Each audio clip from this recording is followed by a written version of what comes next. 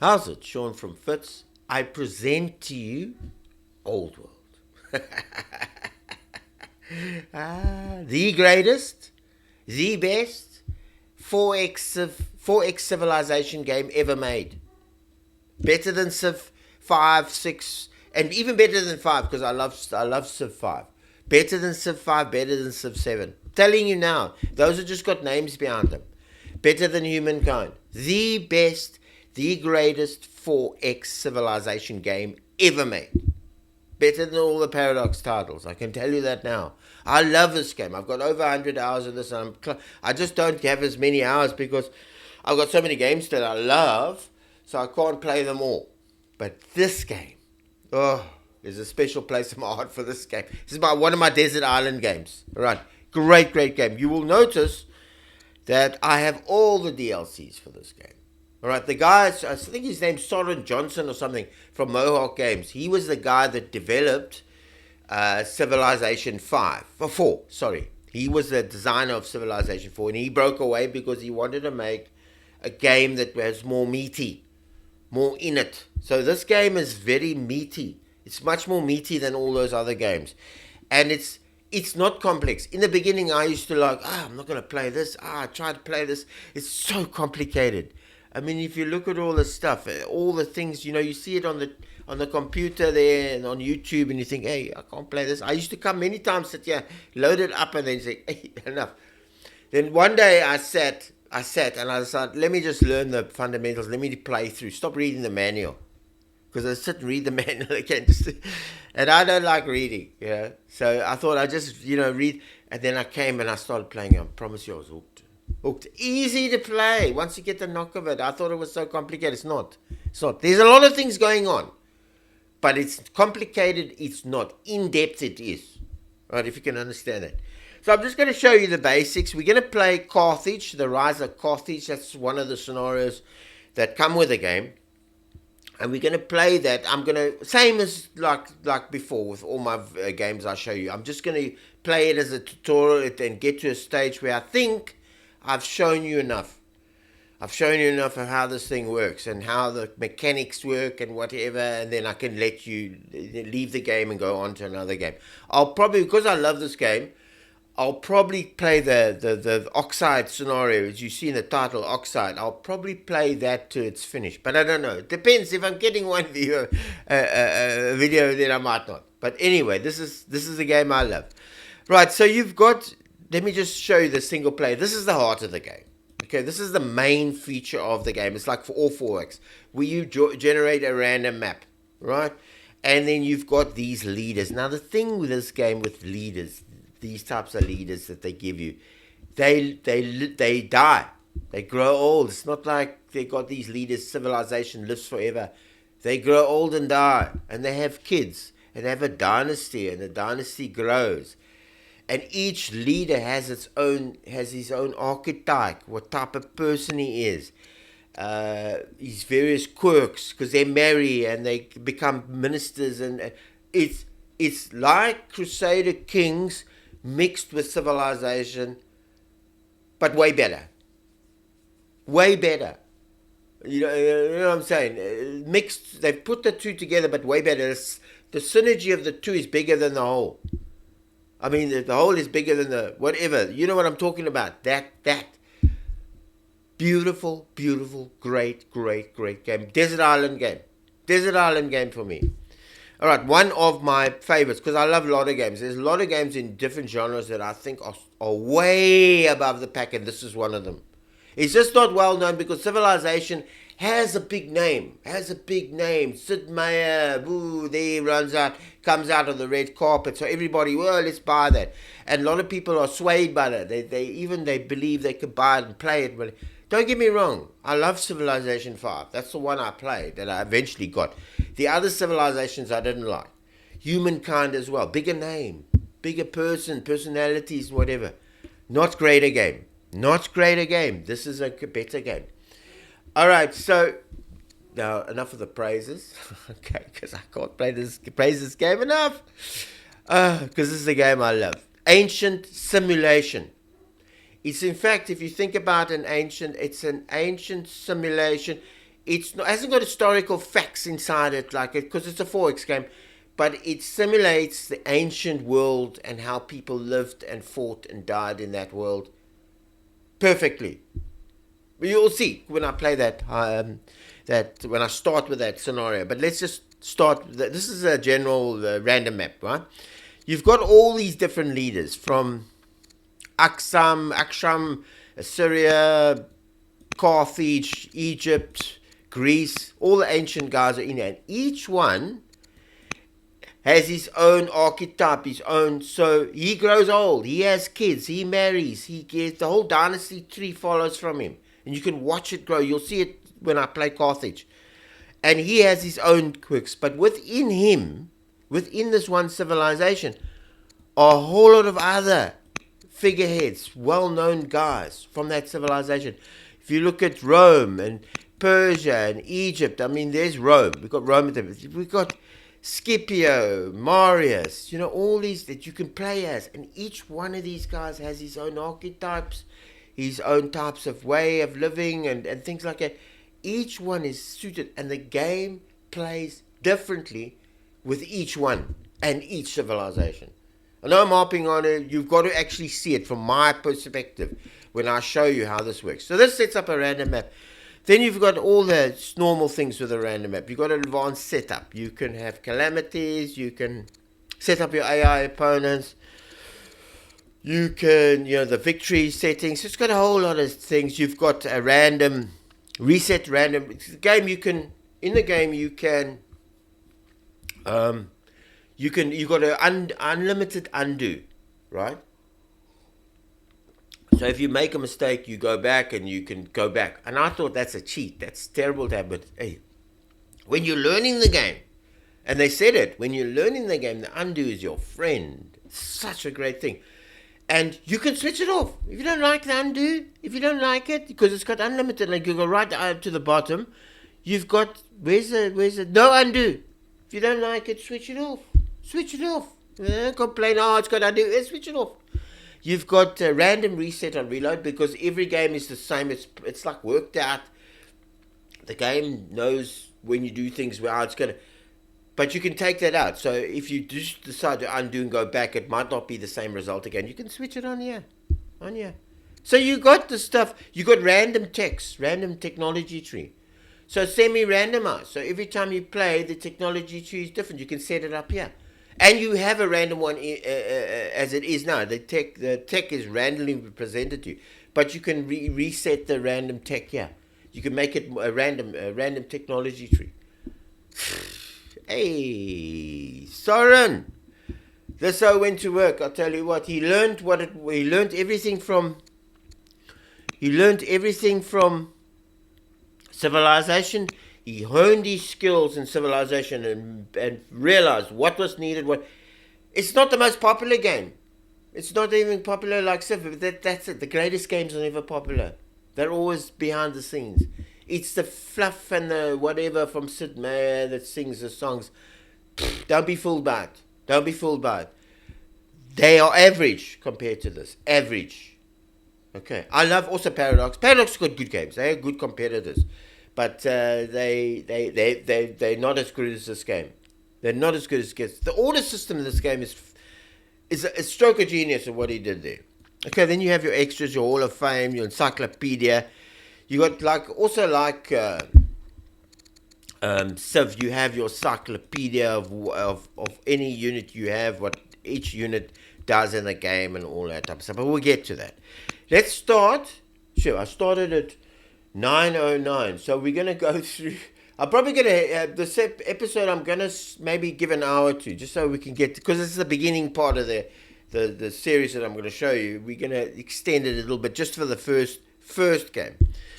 All right. So I like the scenarios. It comes with scenarios as well. All the DLCs add them. You've got learn to play, learn by playing. You also got world maps you can play on, real world maps. The Rise of Carthage, which we're going to play, which is Carthage's Rise to Power.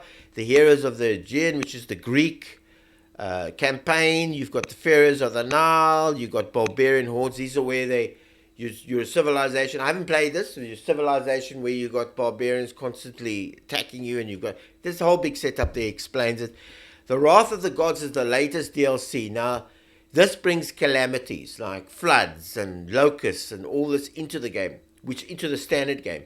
But this particular scenario is a bit on the fantasy side. So you've got now gods that you've got to appease.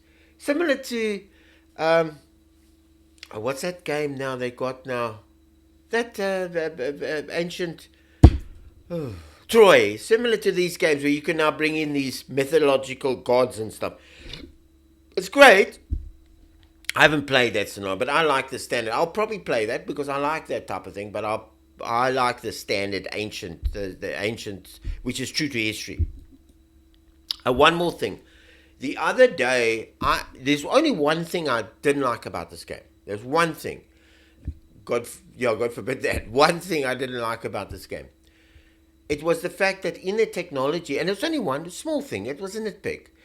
There's only one, and I'll show it to you now. I'll tell you about it, and I'll show it to you. There's a technology that introduces crossbowmen. And I thought, hey, I didn't complain about it. I thought, hey, crossbowmen's in the Middle Ages. Why couldn't they have named that something else, something new? I mean, why put crossbowmen? There's crossbows. This is the ancient period. There's no crossbows in the ancient period. It's the Middle Ages stuff. So I just left it, and I thought, hey, let me put it on the forum. Did you know that ancient Greeks had crossbows? True to history, they developed the first crossbows. And you can go see it, go look. It's called a kara, something. I couldn't believe it. It's an actual crossbow. That's why they have it in the tree. And it's a later sort of ancient crossbow that they used to use. I thought crossbows were the Middle Ages. I mean, I was wrong there. I couldn't believe how that... Crossbows. They introduced crossbows. Just to know your history. How many people thought of that? I didn't know about that. And I'm a history buff. All right, so basically in this is the beginning of the Carthage. This is the best scenario to explain to you. Okay. So it shows the rise of Carthage, and it explains to you in ambitions and how the ambitions work and all that type of stuff. And it's the best tutorial type explanation for you that you can get. All right, that I can show you. So it ranges it nicely in that terms. So I'm just going to read this. Okay, rules for the game. Oxide. Start with only divination technology. No starting military unit. Military units that cost training require longer to produce. You may not build wonders. So usually in the standard game you can build them. Settlers may rapidly increase in cost as you build more. Choose your cities wisely, and you may not enter into a tribal alliance. I'm going to play it on Ditto. So, and most of the time I won't read. The big ones I've read and I know about. I'll leave the screen on. You can freeze the screen and read that. So this is how, and then you move on. And when you move to your next scenario, when that ends, you can bring in this the save game over there from the Oxide. And then it carries forward some of your units and some of your people and stuff like that. Some of the stuff is carried forward. So that's how the campaign then runs from there. And then you can't open up the campaign, because I've opened this one already. I've started playing it. But you can't open up the other ones until those are finished. Anyway, enough talking here. So I'm going to hit the single player. Tutorial. The best way to describe Oldwood is in the missions properly. And you can see how the game is built, as I'll show. Okay, so this is a whole story about how she ended in Africa, and she had to tie a whole lot of oxeyes together to the chieftain said to her, I'll give you some land, but it can't be bigger than the length of an oxeye. This whole thing, you can read this thing. I'm not going to read it. And then it just basically tells you what your starting military and how many guys you're supposed to have and all this type of stuff. Okay, so we're going to focus on that. Right, this is how you start. Most of the old worlds, all the old worlds in fact, you start with a settler, and you first have to pick a family. Now I'm going to spend a lot of time. We probably won't get much gameplay in this, because if you look here, it's now... I did have the... where's the... Okay, sorry, man. Let me just see if I've got the. I did put it on. I'm sure I put it on. It's bloody switch it off. Show system time. I had that on. I don't know why it didn't keep it on. Okay, so I need. Yeah, there's the system time. I had it on. I put it on. Maybe I didn't save it. Okay, so we're going to work through till 10. Till 10, just after 10. So I'm going to do this slowly. So just bear with me. So I explain to you what I'm doing. I'm not going to rush through this. So you know how this thing plays. All right, and how it actually works. And then I'm going to play the game through. But just to give you an overview so you know what's going on when I'm playing it. Here's your main character, right? That starts. This is the archetype. This is who you are, like the guy, like Caesar. That when you choose them when you start to play a game in all the games, she's your main character. She has an archetype, which is the diplomat. Now, all the characters have different archetypes. Some of them are warriors, but she's a diplomat. So this gives her advantages in diplomacy. Like she gets 20 opinion with colonies, she gets 60 opinion of orator characters, 60 opinion of diplomat characters. She can also, let me just, I'm going, don't worry, I'm not, well, there is no barbarians, but when she approaches, when your character, when he or she deals with other civilizations, she gets better diplomacy with them and all this type of stuff. She also, and you'll see this stuff all written here. Cunning, she has a various amount of traits that are given to her. She's your beginning. She's at a certain age, and each year she ages. You see her age here on the thing here. All right, so I'm not going to go. I'll show you the archetypes as we go along, but she's the diplomat, right? There's the orders. Unique to this game is orders. What a revelation! What a revelation in this 4X. I mean, sometimes you see these, and I know I'm going on about this, but Van Gogh, when he made his paintings, nobody liked his paintings. He died a nobody, a poor person, cut off his ear. Nobody cared. Nobody even thought of him. He wasn't even great. They thought his paintings were shit. Only 1,000 years later, or 400, 500 years later, are we coming back to recognize him? Because at the time we weren't advanced enough to see the greatness of his paintings. So only on retrospect are we praising him. He was a nobody when he died. Nobody cared about it. I believe it's the same today with everything we have. People only see greatness later. So when people look back, and I'm saying this humbly about our games, when they look back to our games, the guys that have got the greatest innovations, the greatest things, are not the greatest people now. They will only be recognized later. It's like civilization will never be 1,000 years away, probably won't be recognized. Be recognized for being famous, but that's it. But the greatest games, looking at hindsight from, say, 200 years from now, will be games that were small now, weren't great, weren't shown, because people don't recognize it. And I believe this is old world. I believe it. I know I'm carrying on. I know I'm spinning the wheels here. But I'm telling you, you get your feet into this, it'll not leave your soul. I tell you, it's a great game. All right, so the order system is what stands this game everywhere apart. You only allowed so many orders per unit, per game, per turn, and you have to do everything with those orders. Your military has to be given orders. Your units, your scouts, your workers.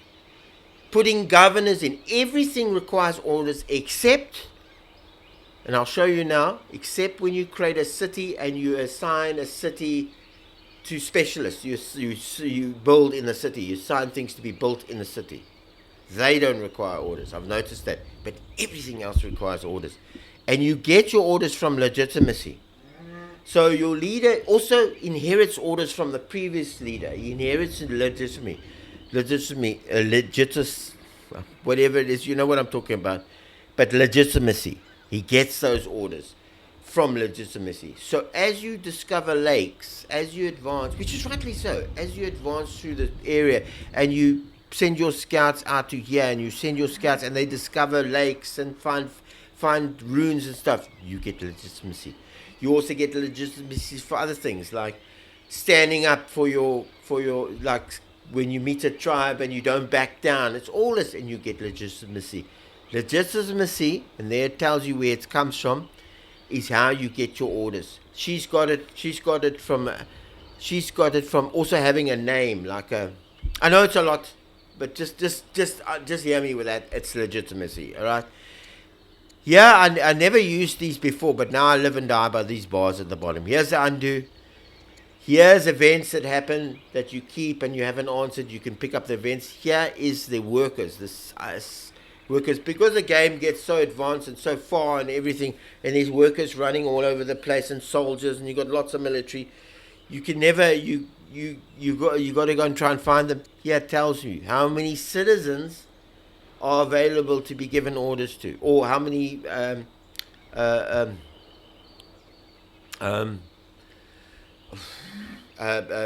settlers are available to given orders to, and you can click, you can cycle. See there, cycle settler, and it excludes any of these. Then you got military. If you got all your military, you'll see. I live and die by this bar. Before I didn't know how to do this. I was living and dying by that bar. All right, so let's just start at the top here. There's your encyclopedia. Okay, you can go and ask anything. You just highlight it and whatever. I'll just go quickly through this. This is your scenario info about the scenario. This is your tree.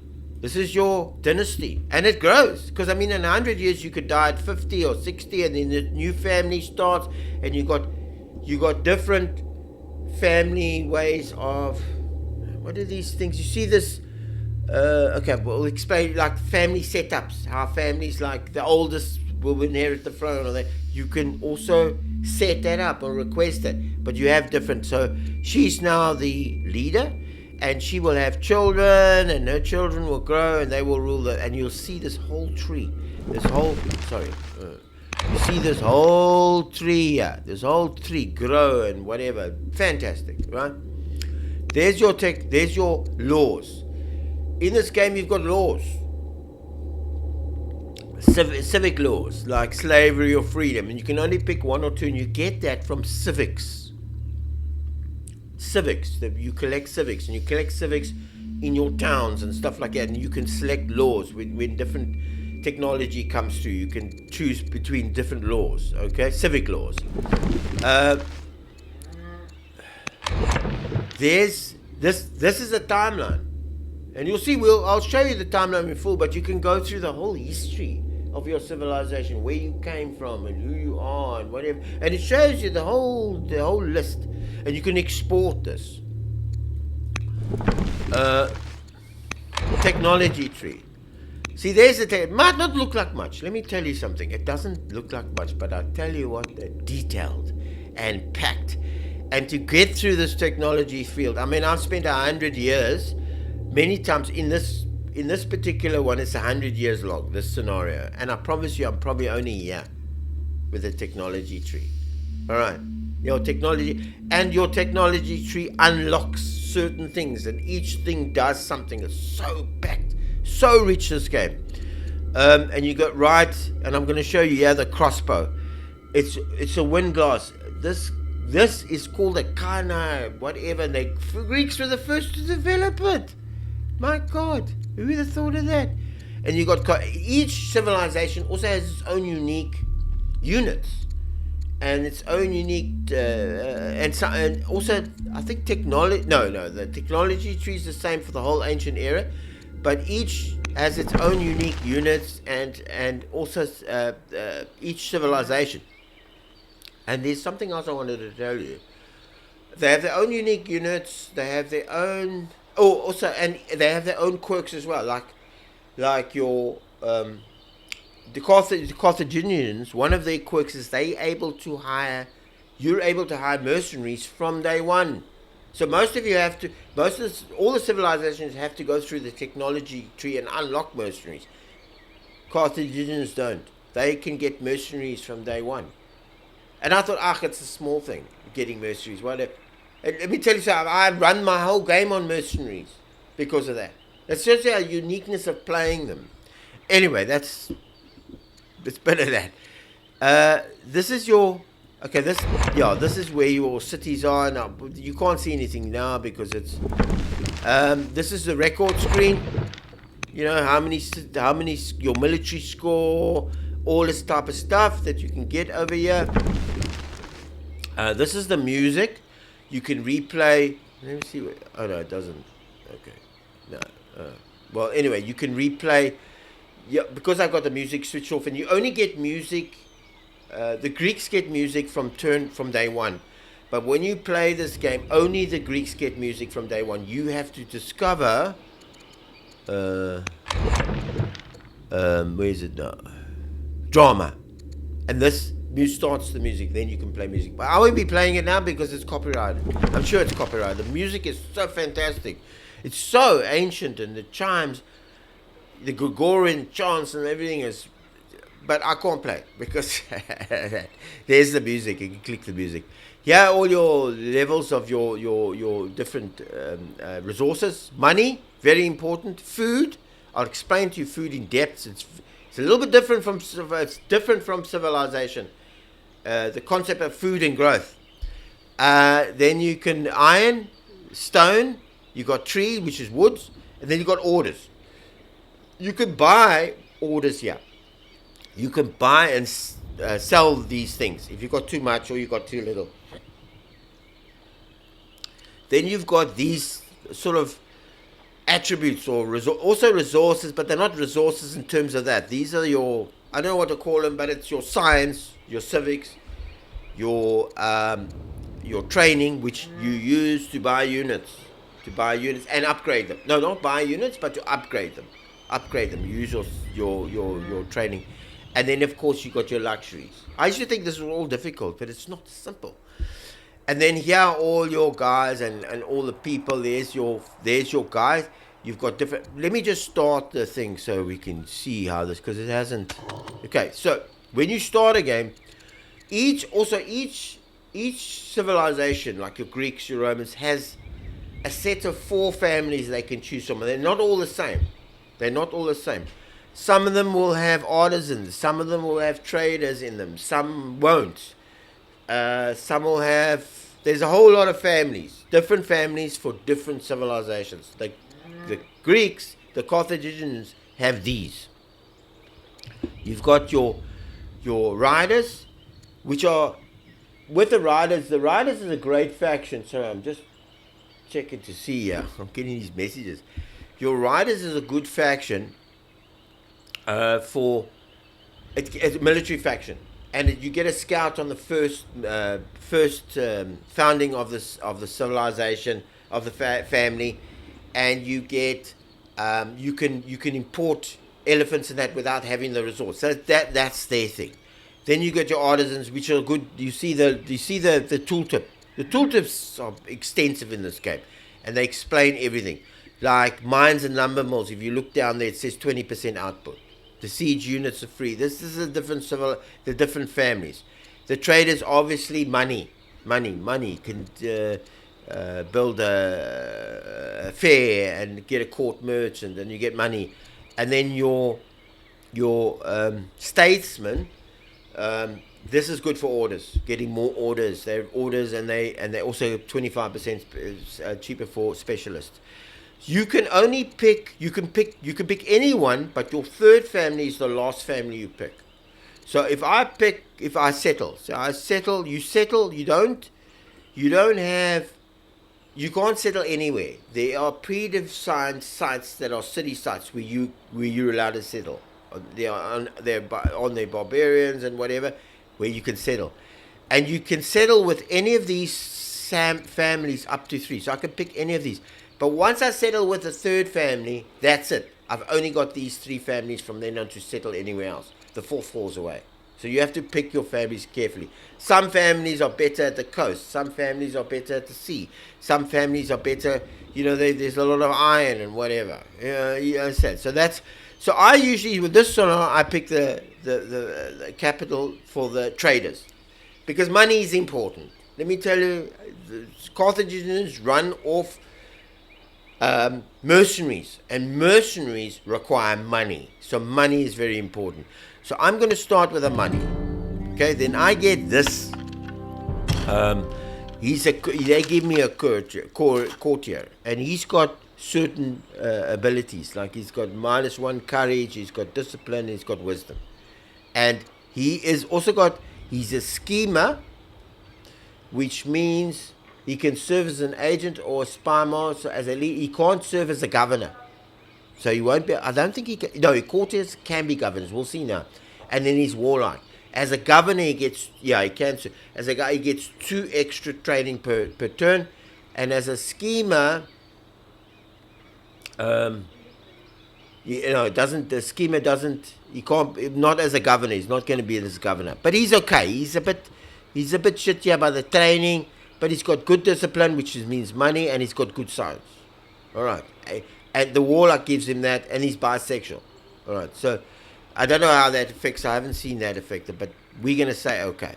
Right? Now, the first thing I like to do is always put a. I always like to put a. Was that the same guy? I just want to check here. Sorry. Yeah, it's this guy. Now he's a courtier. So I always like to put a governor in. Funny though, he's not giving me. Maybe he's giving. But I like to put the first thing I like, and you want to generally put a governor because it takes 2 orders. That is from your family. So we're gonna pick him. This guy's not. He's negative in growth, so we're not gonna. So I'm gonna choose him. He's the first governor. Now he gives us, as governor, he gives us science. He gives us a little bit bad on growth of military. He gives us 30%, which is 7.8 money, and he gives us 4 discipline, which is money, and he gives us a warlike trait. So he adds to this. Okay, let me just place this thing. When you start as a trader, you get a free fare. It's this. Let me show you so you can see F1. So I bring F1 up, brings up the fare, and it tells you it's 50% on your money, enables the elder shopkeeper, 20% for adjacent harbors. So this is money, right? Now all of this is being added here. See, I got 70. I got 41 from that city, and I 41 because the governor, whatever, is a merchant. This guy, he's supplying. Courtiers supply to your resources, and they also help. Yeah, they also help any of his traits that you see there, the wisdom, the courage, discipline, negative as well. Negative takes away stuff. Is added to your bottom line here. Is a courtier, as a person that's a courtier, not governors also add, but not anybody else. You have here a long list that grows like this. They don't add. Your most important screens are your courtiers and your governors, because then you can see where you go. Because sometimes your governors don't end up here, but your courtiers. So this is your court. Let me just see if I can. Okay, I won't, because she's still going to die now. I'll show you that. So now you get this, the 30. So this is the money you're getting. You're getting this on food. When you click into the city, these green is showing what the city is giving you. This is the global field. But inside here is what the city is giving you, right? And here you build your specialist, you got your governor, and you can see your growth and everything. I'm just going to let it go through to one turn to get a proper growth so I can explain that to you. Okay, so he's gone. Then I'm just, because I see the cycle through guys that are civilian, right? I got a worker. Your most important thing in the beginning is food and growth, right? If you look here, this gives me food, growth. I get 100%. Also, traders give 100% to nets. Let me see if I can bring up the trader here. Yeah, nets, 100% output. So, your growth, 4% per year, it's actually 2, but it's double. It's actually 10 food, but it's double because I'm a trader. This gives me 4 culture, and 40 money. Very important. Culture and growth are important in the beginning because they develop and they determine what you can build later on as you build it. So the first thing, I don't head for food or the mines. I want to get these nets done. Okay, so I go over there and I select the nets. It also gives me, well, dyes on the other side, but I select the nets. That gives me food. That's going to give me food for later on. Now, I also get a scout. You see my orders are 3 there. Okay. I can basically go to this resource here. Now, every resource, like elephants and whatever, give you a little bit of resources when you land on them. All right? And then there's a cooldown and you can land back on them again. So on this resource, I can harvest horses, which you'll see there gives me money. It takes an order to do that. There's one. Now I go and claim this site. In this game, city sites aren't, you don't just go there and found a city. There are city sites predetermined, areas that are good to grow, to have cities. And you have to first claim them before you can put your settler on there. So you claim them by going over them. I claimed that city site. Now you see I'm finished. I've got a guy that can still move. He can still move, the scout. He can still move, but there's no orders for him to move. I've run out of orders. You see, I can move him. Like in Civilization, I could have just moved him. But I can't today. You've got to calculate. You've got to keep an eye on your orders. So I have no orders. So all I can do is research. Research. What a topic. Research is randomized, in a sense. You get every time you research something, the other 2 texts go into the discard pool. The draw pool. Right? That's what's coming up next, and the available pool. This gets shuffled and then you start, and then you pick a technology, and these 2 go into the random pool, and they can come up later, they can come up next turn, they might not come up. So if you view your tech tree, you will see we have trapping, we have ironworking, administration, this, and we start with divination, so we can build shrines. This goes into the draw pool, right? And if I pick ironworking, these 2 go into the draw pool. Then when technology is randomly drawn, like realistically, randomly drawn, because, this is how I find technology should be done. I know I'm screaming the praises for this, but for me, this is how technology should be done. You shouldn't know in advance what technology, how did the ancient people know in 1,000 years we're going to have gunpowder? What, they just knew about it and they got down to studying of that. That's rubbish. That's bullshit. It's nice to have it for a game, I suppose, but it's not realistic. How they really studied is they realized that maybe they could work with iron, right? They could work with iron, so they worked towards that very close technology. They could see, you could see a little bit ahead, maybe a year, that we can start working on iron. And when they finish working that iron out, they don't know what's next. How do they know what's next? They don't really know. This is how the technology tree is built. Realistic. I'm telling you, this is ancient civilization simulator. This is so good. So realistically, the technologies are drawn randomly, and they put into a discard pool, and you might not get, like for example, I might not get trapping for a while. I've had it where I've gone through this technology and I haven't had trap, or I haven't had administration. I've got I drew that card, I drew that, but I didn't draw this, and then I drew it. And that's realistic, because technology should be, you could see the tree as humans, but we know that from hindsight. Technology shouldn't be, you know what's next coming, or you know when to study far ahead in the tech. You can't with this. You can't. And this is not this is randomized, but there's also a random function you can choose, which also randomizes the text within you, that they don't follow this set pattern. There's also that you can pick that as a random option where they don't follow this. But but I usually play with it because it's nice to see what the texts are. But this whole thing is randomized, so you never know what you're gonna get. So you have to play your strategies on what you're going to get. And how was it true to real life? With your ancient guys and your people today, they don't know what's coming next. We don't know what's coming in 100 years. We don't. All right, so just to understand, that goes into a random pool. and it's drawn. And it now competes against these ones. If you discover ironworking, you've got this. This is competing with these to be drawn. So your text, you can sort of try and predict them, but they're not. And I love that. Love that. All right, so I'm gonna take ironworking because, and I'll tell you my reasoning. In this game, you get various. You're gonna see, because I've played this scenario. In this scenario, we get let me see if you can see it here. Oh, there's 12 goals. All these goals, some of them say some of these goals will be discover 2 technologies. Some will be discover stockpile 500 stone and stuff like that.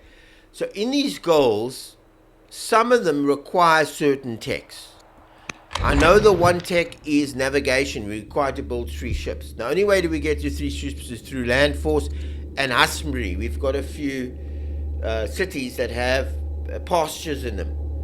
I know I'm going on about it, but it's important. Like this. Yeah, we can build a pasture. Okay, so that's in technology, and certain technologies I know I need to get to there, and I know I need to get to there. So I know ironworking takes me there. Trapping doesn't really take me anywhere, but I need it because I need elephants. This enables me to build elephants. But it doesn't take me anywhere in terms of where I immediately need. Administration does, but this gives me 2 techs. So I always I plan out my choice, the strategy. So I'm going to pick ironworking. There's nothing else we can do. Even though he can now move, we don't have orders. So there's nothing we can do. I've just got to make sure I've got my thing in there, and I've got everybody. So we hit next turn. We're going to hit the end of the years. Boom. And that runs. She dies. Now this is the scenario. This is how it is. It always falls that she dies. After years, she has a heartbreak. Her husband or something was cheating on, or whatever, this whole thing. And because now she dies, we get walls and we get a militia in our city. And you see the goal says we must research 2 technologies. Right, there we go. Now he's the new ruler. He will stay with you forever. This guy, King Malchinus, descendant of Dudu. He gets some of the legacy.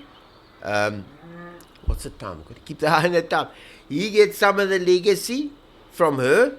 He gets some, which enables him to bring orders, and he has his own legacy. Right, and there's where you start. We'll play one more turn, because it's now, what is the time now? 52. Yeah, we can play one more turn, we can go through it. Now, he's still studying over here. He's still building this thing. You can see it's 2 years there. Everything you see, let me just take this off. You can see on the right, you see my face here. Now, I was deciding where to put my face in this game, because it was I could put it here, but it will take up most of the screen. So I've decided to put my face there. You don't need this. This just highlights where you are. Now, this is nice to have, but you don't need this. All these functions here, all operate on the map in real time. So you can see how I can highlight all the resources. I can show the yields. I can show, where's the you see the different how it changes color. That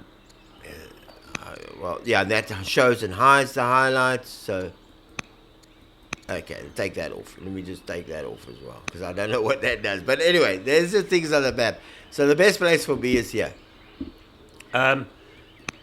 Sorry, let me just, So here's your families. This is where your families will come, and your Carthaginian religion. Here's your family. This is the first family we chose, was the traders, right? You must watch this score on the side. That's how much they like you. It's not hard to control. You just got to be vigilant. He tells you what he doesn't like. He has missing olives and pearls. So that's 20, minus 20. And then he tells you why he got everything, that's his family. He also has a like or dislike for you. He's pleased with you, which means he gets one more smiley face. So he's pleased with you. That he's as his own thing. Your courtiers, I'm probably just going to explain this this opening part. Your courtiers here, you have him, the guys that he has a lot more people. He has another guy here, which is cool, family members, but they're not. They can also serve as but they don't. If you have here, you have a whole list of. He's got little kids and that. This is not the most important thing. Is you watch the religion heads and the families, yeah, with their approval ratings. You watch your courtier. He's adding to the bottom line, and he's governor as well. Okay. Now I think it's time. I don't think we're gonna get a chance to move ahead because I just want to explain to you how the system works for growing cities and stuff, just a little bit, so you can understand that. Yeah, we have one citizen. We have what is it? And we have I can't remember what this is. Discontented likes, and I don't know what the middle one is. Specialist. Okay, so you got one citizen. It shows you. I'm just showing you on this. You see this with a. This is each one is different. This is the trader family. There's the name of it. There's what it's building. You have one citizen available. You have 0 specialists, and you have a discontent level. That's the city. Now this is good to explain to you how the city works. Down here, you see where I get growth from. Growth is 11, and I've got to get to 100 before I get a new citizen. I get it 8 from base from the city, 2 from being connected, and 1 from pleased for having the governor. Growth, it is not working like civilization. Growth and food are separate. They're completely separate. They are connected, but they're separate. The mechanics are not the same. Growth is not connected to food. Okay, you see here. Let me see. Yeah, you see where. Okay, well, I'll just highlight. You see that tooltip at the bottom where it says improvement. See on the right hand side. That's growth. That little head like that. That's growth. And next to it is food. I'm getting that growth. I'm getting that. The improvement gives me that. Okay, it's actually 10 and something. It's like this one. It's this is after it's improved. So I'll get 4 growth, and I get 20 food, right? Per year. Your growth comes into this. So everywhere where you see the farms give it to you. This gives it. See with pasture, see the bottom right hand side in the corner there, 2 heads and 10 food. That's growth and food. The growth gets added here. Get added onto that. You see there where it says that the name of the town says growth and it says 11. That's the growth. When that gets to 100, 1 citizen appears. That citizen that appears, because I have one there, I can now put into a specialist to help improve. See the specialist. You'll see a whole lot of specialists come when I play this further on. You see the specialist. Net yield. The net yield from this is 2 and 5 and 82. That's what they'll get from the specialist once he's built over here on this thing. I'll get the 13 plus his money that he gives me, 40, and it adds up to 82. That's what finally you get. 2 growth, science, and 82 money, and then 1 minus order. Then I can put 1 in there. Your food, important now. Now your food comes into feeding them. It's got nothing to do with growing them. You need food because every specialist, every unit, let me highlight on this, all your units, all your specialists, every person in this game requires food. So your food is there to feed them. Your growth is separate. It's a separate mechanic. It works the same, but it's a separate. Growth is only there to grow to the next civilization. When you're civilized, when you've got that unit like a citizen there, now you need food to feed him. I hope I'm understanding it. That's only where food comes in. It's not like in civilization where you acquire food and then at the end of the turn you get 1. Food and growth are different. Growth is a separate mechanic that gets, as far as I can see, I've played this over 100 hours. The growth grows your citizens, enables you to get more citizens for your cities. That got nothing to do with food. but your food feeds all these guys. Without food, you'll decrease. They'll die. Your your culture. Now, this is the culture. Your culture is in different stages: weak, developing, strong, and this enables you to build wonders. Like strong culture, you can build garrison. Well, if it's garrisons or barracks, and you can build different buildings when you at certain levels. It works from it grows and then becomes developing, strong and legendary and whatever. That's your culture. That enables you to build better buildings, bigger buildings, that sort of thing. That's your culture. Your culture is also a different mechanic. You see where it says, do you see the bottom right hand corner in the corner where it says nets and whatever, that four, like culture, that four little pillar thing there, the four pillar, that's culture. So wherever you see that, it's growing the culture. Your culture. Now we're growing 3 culture a week. A year. So at the moment, so we need to add to that culture. It's just simple. Then if I went and built culture like I did with food and growth, if I went and built this, I would get 4. It's simple. I would get 4 years, so that will be 7 per turn, per year. And then when I get to developing at 100, then I move up, then I can build other things. Discontent, now this is a bit of a difficult one, but discontent is basically tied to your difficulty, and you also can do things to improve it and whatever. So I don't know, I'm not 100% on discontent. I've had a problem with discontent, but discontent does grow per difficulty, as you grow your cities. Every new city gets a discontent. It's like civilization, every new city gets a discontent value and whatever. So you just got to watch that. There's ways to do this. You can improve there. You can build a civics project which gives you 20 growth and 20 whatever after 6 years. You can build a council, give you more civics, more. So you can do these projects to help you as well. All right, I know it's overload, but once you get to know it, it becomes second nature. I just want to see where we finish now. I think we're going to finish. I'm not going to make another, or where should we? Okay, let me just move on to the first turn. Let me just see where we are here. I'm going to hold him. We will maybe advance because there's nothing to build. I've pulled that, so I could just advance this guy. So now that I've established the site, I've marked the site off because you see I'm building a settler. So I want to settle on that site. So now I go down here. There's the thing if I want to pick it. And I go right and I can harvest elephants. I get money, right, for that. Right, sorry. Then I can move. I've still got orders. I can move. I can force march him. I'll show you now. I go over there. I get legitimacy for finding this lake. So this helps me with my orders. I go down here and I'll get a thing from the Libyans. As citizens approach the lands of the Libyans, one of their hunting parties rides forward to parley.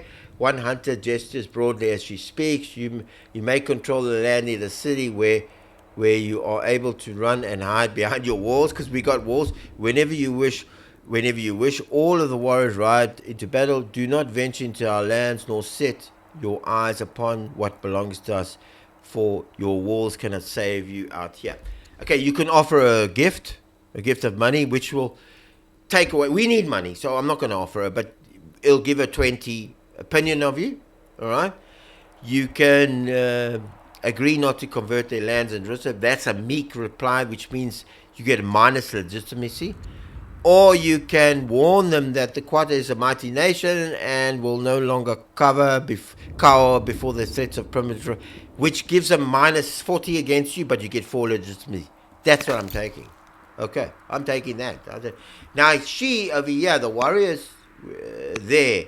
You see, you can see what her stats are. She's educated. This means she's a commander, and you can see her value there. And you got 40. You didn't. So you had a 40. You see there where it says minus 40. You're arrogant and whatever. We don't care, because you know what? I'm gonna show you how to do this. I'm gonna grab her tribesmen. I'm gonna, because the Carthaginians can. The beauty with the Carthaginians, you don't need to grow. You don't need to build military units. You don't need to. If you have enough, see, I've got no real military. I've got a militia that takes time to build. Because the Carthaginians are strong in the beginning game, I can just hire all her mercenaries, all her townsfolk. Just hire them and use them as my army. And I can get lots of them. I don't need to go and build my... It takes time to build my... The other nations and so would have to build their own, and we would have to car and say, yes, sir. But we don't need to, because we can grab her tribesmen, her people, and use them as mercenaries against her. So you're going to see how I'm going to do that. Okay, so I'm going to end the turn. Everything I've done, everything now. You've got to be careful in this game, because you see now I've got 3 orders. It's converted to money, but I can't. I can, if I want to, force march for 100, but I'm not going to, because I need training. I need training to improve my troops. But you can, if you pay 100, this will lighten up, and he's got 3. There's 3 little pips of, or he's got a force march of 2 or 3, where I can force him to go a little bit forward more. I can force march him, but I won't. Training's very important in this game. You need to keep it husbanded. You got to keep it as much as you can. So that doesn't matter. So you're wasting orders there, because it's better to make them use. I'll try and use them as much as I can in the game, but we have to now. There's nothing we can do. We've covered everything. We've covered that and whatever. So I'm going to end the turn. Okay, the start of the next turn, and we're going to end it here. So I'm not going to carry on here. You've got now 9 orders. It's not a lot, but we don't have a lot going on. Try and work 9 orders if you've got 100 units running on the screen. We've only got 1 unit going. So 9 seems like a lot, but it's not. It's nothing. So I'm going to leave it at this. We'll come back to it in the next episode. And I hope you appreciate I explained it all to you. So I hope that's helped you there. So we'll leave it as it is as it now, and we'll see you in the next episode. Sean from Fitz, good day on you.